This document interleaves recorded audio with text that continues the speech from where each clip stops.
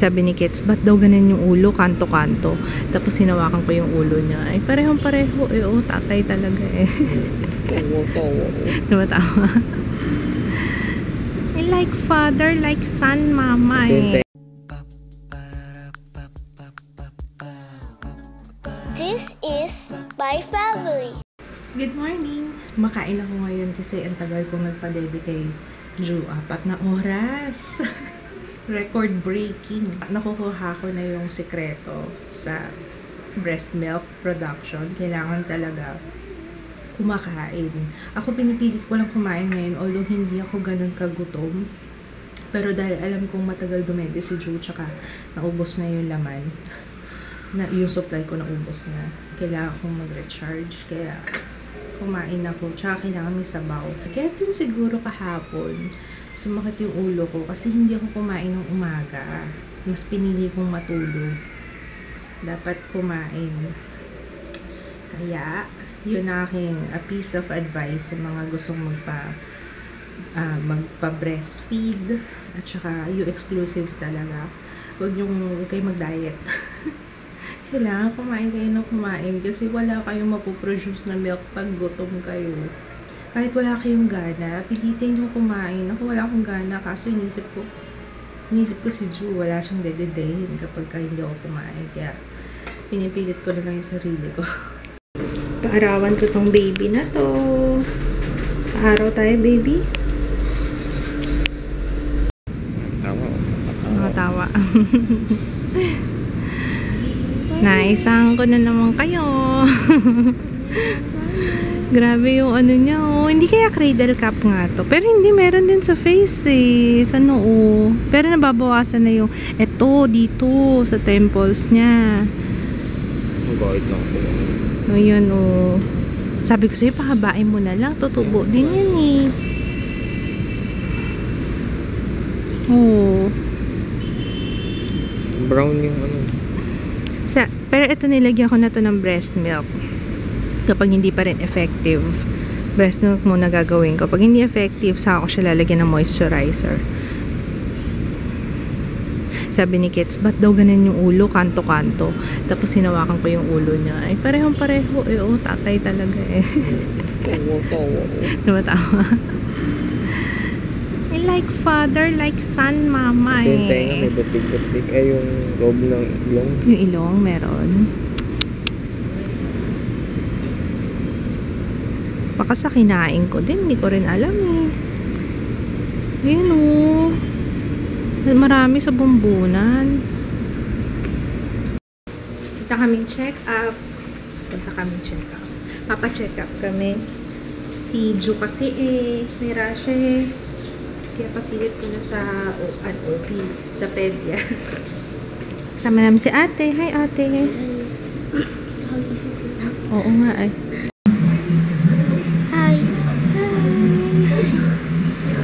Hi baby ko. Kamusta ka? Okay lang ate. Can't complain.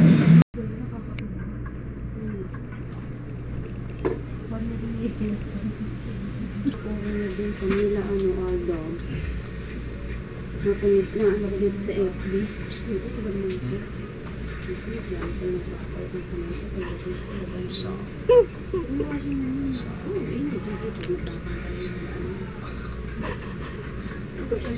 Mas gusto ko yung pedya ngayon kasi ano siya, maasikaso. Saka talagang matagal nga namin dun eh. Siguro kasi first check up. Kaya talagang todo explain siya. Tsaka yung sa rashes ni Ju pala, fresh milk. Dahil umiinom ako ng fresh milk ba ng cereals ako, bawal pala yun. Kasi nga cow's milk yun. So, binigyan ako ng gatas. Binigyan niya ako ng sample ng Enfamama. Ito pwede daw to pang lactating. So, yan na lang daw inumin ko. Huwag na mag-fresh milk. Pwede daw yan sa cereals. Hindi ko naman alam. Bawal pala. Bawal pala yun. Kasi protein. Ano matawag niya? Protein milk daw. Yun yung cause ng rashes ni Ju. Pero hindi naman daw siya Makati. Kaya hindi naman daw dahil doon. Baka sa kabag. Doon siya kinakabag sa fresh milk na iniinom ko. Tapos pwede daw tilapia, pwedeng bangus. Yun. Ano pa ba? Basta wag lang seafoods na yung alimango, hipon, bawal yun. Tapos, ano pa ba? Ang ganda ng baby book niya eh. Patingin ako na. Ang ganda ng baby book na binigay niya. Hindi pa mabitawan ni Papa. Hindi, patulugin na yan. Tapos, naglungad siya doon. Hindi, okay lang. Yung natural lang sa baby yun eh. Naglungad siya doon. Kaya sabi ni doktor, ang dami ko daw milk. Sabi ko nga kasi, sabi ko, naku, Dok, ano yan? Tagal niyang dumede sa akin. Tapos, lungad ng lungad. Pareho sila, si Jaya din, ng bata, lungad ng lungad eh. Ang gagawin ko daw, 5-10 minutes lang muna, yung padede. Tapos after that, tingnan ko daw muna kapag hindi pa satisfied, hindi pa siya satisfied, another 5-10 minutes. Kasi sabi ko, minsan sumusobra na kami ng 30 minutes para lang pag dumidede siya. Kasi hindi pa niya kayang lahat. Kumbaga immature pa daw yung kanyang stomach. Padede. Padede. Padede mo. Ayun. Ang ganda nung baby book na binigay sa Enfagrow. May mga pa. May activities pa. May CD pa. Tapos next na bakuna niya is 6-in-1. 6-in-1 naman yun pa. Kaya 3,500. 6-in-1 yun. Tapos tinanong ako kung gusto ko daw bigyan ng vitamins. Sabi ng Pedja, okay naman na daw yung breast milk ko, hindi na kailangan ng vitamins. Yun nga lang, tinanong pa rin niya ako kung gusto ko daw magbigay. Sabi ko, okay na muna siguro breast milk na lang muna kasi okay naman yung timbang niya. Ano naman siya, bumigat naman siya ng konti. Oo nga pala, nakalimutan ko sabihin kasi usually ang newborn, magbabawas pa ng timbang pag ang anak. Tulo, anak. Magbabawas sila ng 10% ng birth weight. Kaya, yun. Iba pala ang timbang doon. Timbang niya doon sa Pedja, 3.1 eh. Pero, okay pa rin daw yun sabi ng doktor. Ikaw, 6 pounds. Ang isang kilo, 2.2 pounds. Okay, ko-convert mo na lang siya. Ayun. Ano pa ba mga sinabi ni doktora? Nakakatuwa nga kasi ang tagal niya pati si Jaya, na niya, sinabihan, kumbaga parang binigyan din niya ng sabi niya, ay ate pala to. Sabi niya, ito si ate malusog eh. Tapos sabi, pakilusin daw. Linis-linis, hugas ng pinggan. Kanina naghugas ng pinggan, sinisingil na naman kami. Gano'n sinisingil pa? 10 na. Ha? 10. Kaya nga 10 pesos. Tapos, yung binili naming ulam mo, 40 to. Minus na lang. May utang ka pang 30 plus yung kanin. Isang order ng kanin 10 piso. Libre na yung tulog. Singil ka pa, Singil ka pa more. Ayun. Dapat, yun na lang yung pa-thank you mo sa amin kasi pinapakain ka namin. Sisingilin niyo ako. Ha? Sisingilin niyo ako. Sisingilin ka namin? Saan? Hindi na nga eh. Basta magkilos-kilos ka dito sa bahay. Tama na yung paniningil mo, ha? Saan ba nakuha? Singil na singil. Sa'yo. Sa'yo. Lagi ka kaya nakikiram ng pera. Wala. Ay, namiss ka. By the way, naalala ko pala, nung last na check up ko sa OB, hindi ko yata nakwento. May nakatabi akong matanda, tapos nakita niya si Ju. Sabi niya, nadapa ka ba o nadulas ka nung nagbubuntis ka? Sabi ko, hindi ko. Sabi niya, bakit may may bingot? Sabi ko, nasa lahi po namin. Sabi, yun na talaga pag mga matatanda. May nakakatabi lang ako. Hindi ko nakita yun. Hindi, sa OB dati nung nagpa-check up kami na nakaraan, nung Monday. Ay, Tuesday pala. Eh, di, Sabi, ano dahil daw, ganun talaga mga matatanda, no? Sabi, kapag ka may bingot yung bata, baka malamang nadulas ka or nadapa ka, pero di. Ewan ko lang. Napag-usapan tuloy namin ni Papa kasi nung buntis ako noon na nagla-union kami, diba? Eh, diba, kinakaladkad ako ng alon. Kinaladkad ako ilang beses ng alon doon. Pero ewan ko, dito to, yung bakit dito lang? Bakit bingot lang? Ano lang yata, yan baka sabi-sabi lang ng matatanda. Pero yon sa mga nagtatanong din pala, kaya ano, kasi sa lahi namin, sa side ko, side ng daddy ko, 3 ang merong left lip. Kaya, yun. Okay lang din naman, cute ng baby ko, cute may bingot. Eh, si ate daw muna mag-aalaga. Iniwan naman niya yung niluluto niya yung champorado. Ako na magluluto ng champorado. Si Jay yung nagluluto dito kanina eh. Careful, anak ha. Baka mahulog mo yung...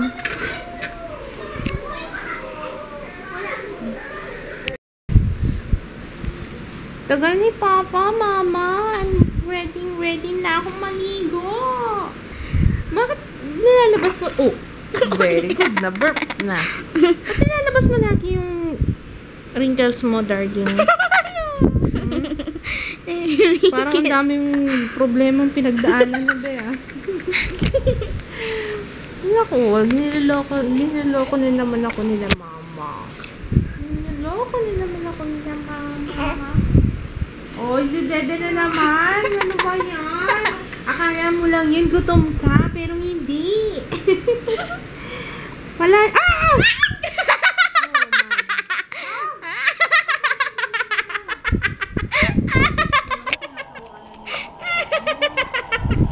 nakakatawa eh.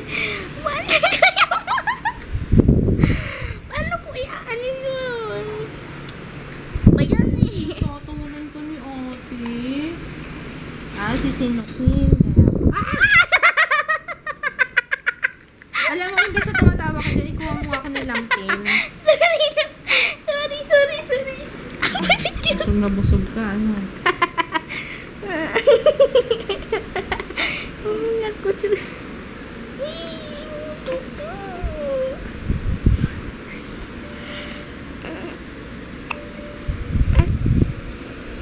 Video. Ang laki ng mata mo. Big eyes, Jo. May bisita kami. Unang bisita namin dito sa bahay.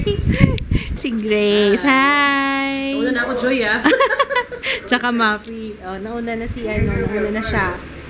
Kasi yung dalawa, hindi sa bagay ako lang talaga hinihintay nun. Kasi sabi ko nga, wag muna silang pumunta at pag ako natawa sa dalawa. Pero ngayon pwede na eh. Nakabuelo-buelo na ako. Naka 2 weeks na eh. Si Ju, busy pa rin.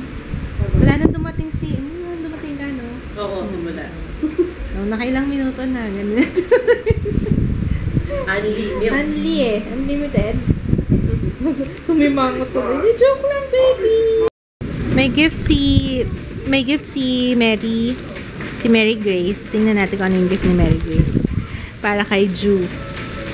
Ay, wow! Damit! Thank you, Mary! Ang luto ni Chef Kits tonight is, ano ba tawag mo dito? Sinigang na baka na may malunggay instead of kangkong. Ang galing nga eh, kasi lasang sinampalukan. Pwede pala yun. Para siyang sinampalukan kasi yung malunggay, nasip-sip niya yung asin. Ano naman? Nikap pala yun, yung nilalagay sa mga bulaluhan. Yan yun, diba? Nikap. Kasi mas mura yung nikap. Yan yung yun yung nilalagay na karne.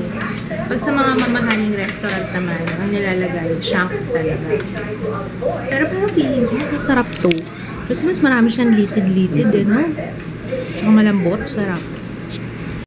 Sarap ng luto ni Papa. Busog ako, love! So, busog! Alam niyo ba, kanina, may pinost ako sa Facebook page regarding sa isang comment na nabasa ko. Usually, pinapalagpas ko lang yan kasi ayokong bigyan ng pansin yung mga comments na hindi maganda, ganyan. Kaso parang nung nabasa ko yung comment, parang may nag-ignite sa akin eh. Parang ko ba sasabihin, hindi, kahit sa ang angulo mo tingnan, parang hindi ma-justify ng kahit anong dahilan yung comment na sinabi. Ayoko na lang sabihin yung comment. Pero kung malamang kung naka-follow kayo sa akin sa Facebook, malamang nabasa nyo na, nakita nyo na kasi nag-post ako ng screenshot doon sa comment section. Kaya, yun, sana lang, wish ko lang, kung may galit sa akin, kahit sa akin nyo na lang i-address yung mga, yung mga hinanakit nyo, kung meron kayong violent reaction, huwag na lang sama yung mga bata, lalo na ngayon, syempre, baby pa yung anak ko 2 weeks old pa lang, huwag naman sanang, paano ko ba sasabihin, love? Leave the kids out of it. Hindi lang below the belt talagang iba yung dating ng comment na yun eh.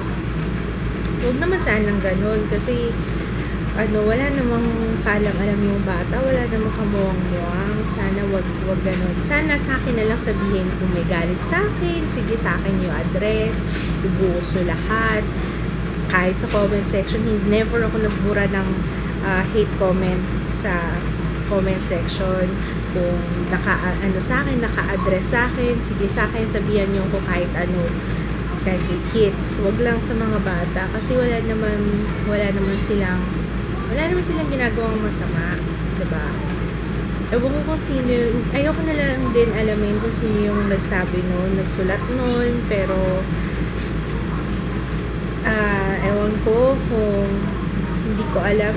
Ang hirap isipin na kung nanay ka, tapos magsasabi ka ng ganun, kung nanay ka din, diba? Parang, or kung, let's say na lang kung tao ka, diba? Siguro naman may puso ka kahit pa paano, may emosyon ka, pero dapat hindi, ewan ko, dapat wag ganun. Naano lang ako na, usually pinapalagpas ko lang yung mga ganun, kaso, naging, ewan ko, sensitive lang siguro ako ngayon. Siyempre, bagong panganak ako. Alam niyo yun, parang I felt the urge na kailangan protektahan ko yung anak ko.